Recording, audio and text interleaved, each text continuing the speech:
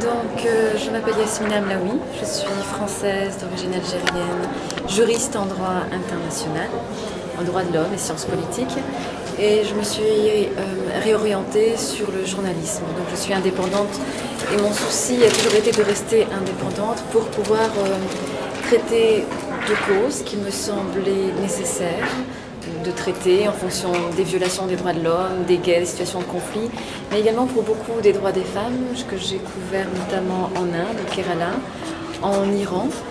Et donc là, petit à petit, je reviens à mes origines et je recommence à traiter ces questions au Maghreb. J'ai été interpellée par l'association AOSA, dont je suis membre, qui m'a demandé donc d'intervenir et de participer à la réalisation d'un documentaire qui avait pour thème femmes et guerre. AOSA est une ASBL, association donc avec un budget limité qui a dû faire appel à des bailleurs de fonds, dont le FIPI et Wallonie-Belgique. Pour le reste, excusez-moi, je ne sais pas trop. Et donc, on a toutes, que ce soit également Béatrice, l'autre réalisatrice, participé de manière quasi bénévole, que ce soit dans le travail du quotidien pour trouver les femmes qui étaient prêtes à participer et à témoigner. C'était un travail de terrain pour trouver les femmes qui étaient prêtes à témoigner. Est-ce que ça a été dur quand même d'interviewer cette dame ? Non, étonnamment, il y a eu les deux. Étonnamment, c'était dur dans la mesure où c'était un petit peu, on piochait un peu au hasard pour trouver les personnes qui étaient prêtes à témoigner. Bon, donc, excepté bien sûr les jours de grandes manifestations, où là, les femmes, pour la plupart, se sont prestées au jeu avec un grand plaisir et étaient au contraire prêtes à nous arracher le micro pour exprimer leurs paroles. C'était donc ça une très belle et très grande surprise. Et par ailleurs, les femmes, étonnamment, j'étais heureuse de constater qu'elles n'étaient plus cachées, qu'elles étaient prêtes à saisir l'opportunité de s'exprimer. Donc évidemment, on a rencontré quelques problèmes techniques, mais dans la grande majorité, j'en tire un constat très positif. Les femmes ont prête, parce que les femmes musulmanes, pour donner leur image, c'est très difficile. Et maintenant, on a dépassé ça. On est vraiment dans une société où les femmes se politisent. Les femmes d'origine immigrée, donc que ce soit maghrébines, marocaines, algériennes ou autres pays arabo-musulmans, elles sont prêtes à prendre la parole, à avoir un discours politique, à demander qu'on leur donne davantage de parole et davantage de place dans la société politique et que leur voix soit entendue. Est-ce qu'on est arrivé à l'objectif de ce film en fait ? Pour donner la parole, c'est un objectif rempli. Pour donner la parole aux femmes, l'objectif est rempli en ce domaine-ci. Par ailleurs, le documentaire n'avait pas pour ambition de répondre à toutes les questions posées, mais au contraire de permettre à ces femmes de soulever les questions qui restent sans réponse. Donc on a eu des intervenants qui nous ont un peu éclairci sur la situation, mais les questions restent sans réponse. Et là-dessus, ce qui serait intéressant, ce serait de diffuser ce documentaire pour une plus large écoute. Et au niveau des hommes politiques, parce que c'est essentiellement à eux que s'adresse ce documentaire. Donc on est évidemment déçus qu'il n'y ait pas eu de représentation politique belge dans l'audience, et c'est vraiment l'objectif. Mais en ce qui est de donner la parole aux femmes, cet objectif-là est rempli. Très bien. Nous, on peut vous dire par rapport au net, on a un contact avec les femmes extraordinaire. Parce que justement, là, l'homme ne peut pas les bloquer à accéder aux nouvelles. Est-ce que quand vous avez développé...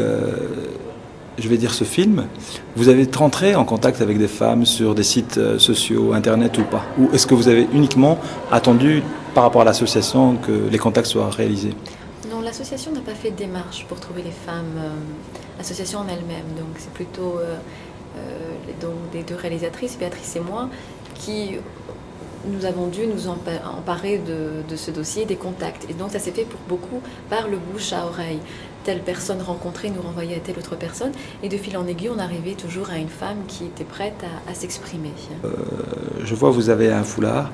Est-ce que c'est une identité aussi que vous voulez affirmer? Et est-ce que vous trouvez que justement les femmes de chez vous, je dis Algérie, je ne dis pas Kabylie ni autre chose, ont un peu plus dans la société maghrébine déjà démontré, je veux dire, par leur talent, par le verbe, qu'il fallait justement que la femme soit l'égale de l'homme?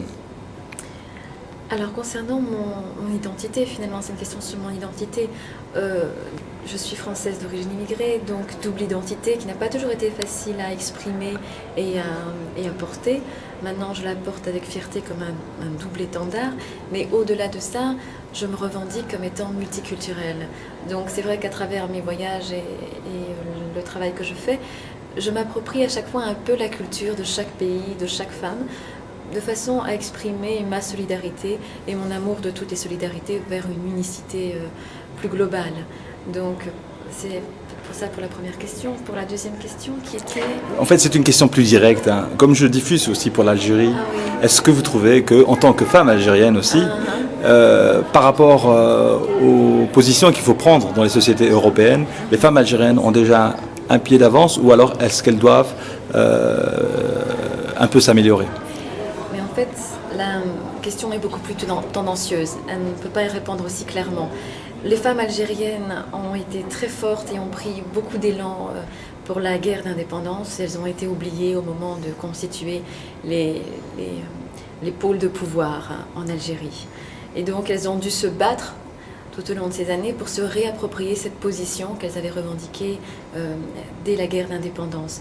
Donc aujourd'hui, je pense que la femme algérienne, et je l'entends même jusqu'ici en écho, la femme algérienne est considérée comme une femme qui a des choses à dire, une femme qui est militante, une femme qui se bat, une femme... On ressent son passé de militante active pour la guerre d'indépendance dans ses combats actuels. Aujourd'hui, je pense qu'elle a à faire face à de nombreux autres défis, tels que l'islamisation, qui peut les mettre quelque peu au rencard. Mais beaucoup de femmes en sont conscientes et beaucoup de femmes se battent contre. Et je les invite à continuer ce combat pour renforcer la société civile par leur biais, et qui permettra donc à l'Algérie de se sortir. Parce que vous, en fait, en tant qu'Algérienne française, pendant les moments durs de l'Algérie, qu'on vient de passer, vous n'avez pas dû être, je vais dire, inattentif à ce qui se passait. Vous avez de la famille, vous avez des autres femmes qui sont là-bas, que vous connaissez, des tantes. Comment vous avez, vous aussi, ressenti cette guerre ici, puisque vous êtes, je veux dire, en Europe? Cette guerre, je l'ai ressentie de manière très proche, donc parce que j'ai toute ma famille quasiment en Algérie, qui avait peur, j'avais peur pour eux.